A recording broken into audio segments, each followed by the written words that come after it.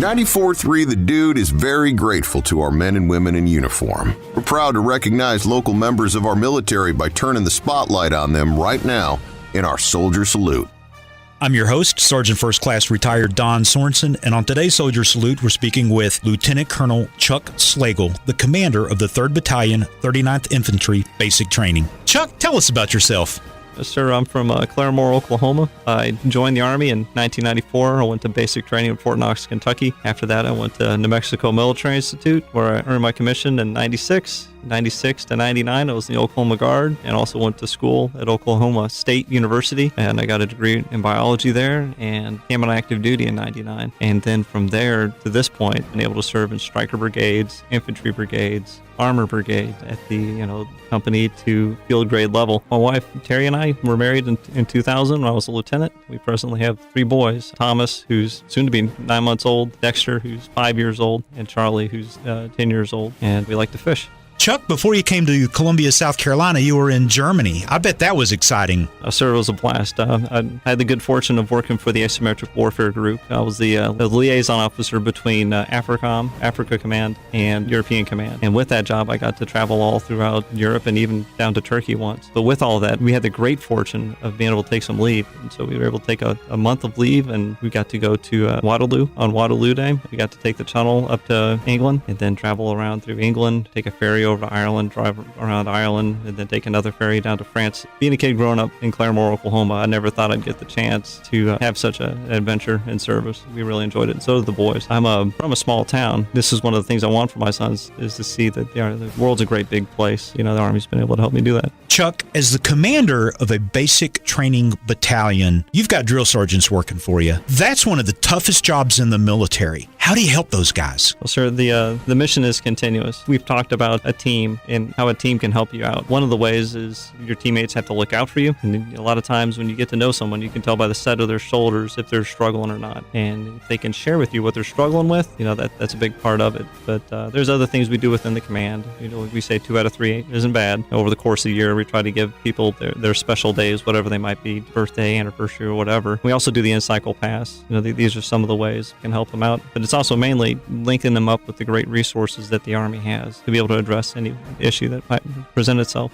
Chuck, everyone has a different reason for wearing the uniform. Why did you join? If it makes any sense, it's actually changed over time. So the me that joined is not the me that's here before you today. So the young me that joined at the age of 18 was looking for adventure and looking at getting out of Claremore, Oklahoma, and seeing the world. And I've been able to do that. And now, that I've got 3 youngsters, there's a certain stability that's in this job. I'm invested into this organization, and I believe what it does for my family. And so defending America and, providing for common defense, not everybody gets to do that. And it's really good to be a part of that, especially with this basic combat training mission. We are providing the strength to the Army every day. It's a really neat thing to be a part of.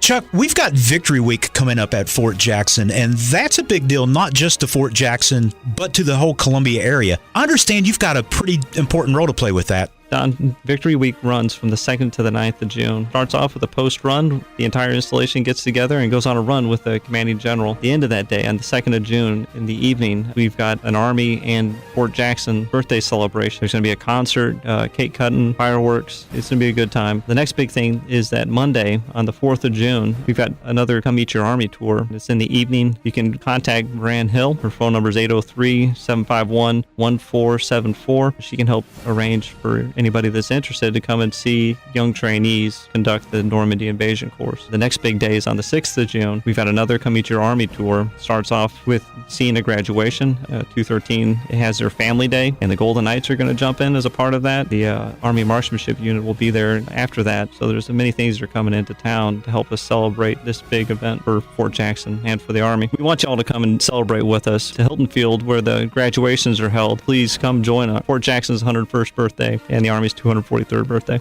Chuck, the Army loves its acronyms. There's a couple new ones that I've been hearing or thrown around since I've retired. Tell me about OPAT and PRT. OPAT is the Occupational Physical Assessment Test. It's a test that trainees take before they enlist. PRT is the physical readiness training that we do every day as part of our daily physical training regimen. One of the interesting things about the OPAT is that it says from a very low physical fitness standard, it takes 17 weeks to meet the Army standards. And so as a basic training battalion commander, one of the things that we come out of that is this opportunity to reset people to an earlier state or point in training so that they get the time that they need to get the physical conditioning to meet the Army standard. The Army's already invested in you the moment that you've sewn up basic training. And so we want you to be successful, but if you're not meeting the standard, there is an opportunity to give you the time that you need, like the OPAT study details, to meet the standard. And the other thing that we have as part of physical readiness training is a supplemental PT program. Briefly, PRT is just a portion of the performance triad, as they call it. That's sleep, nutrition, and activity. And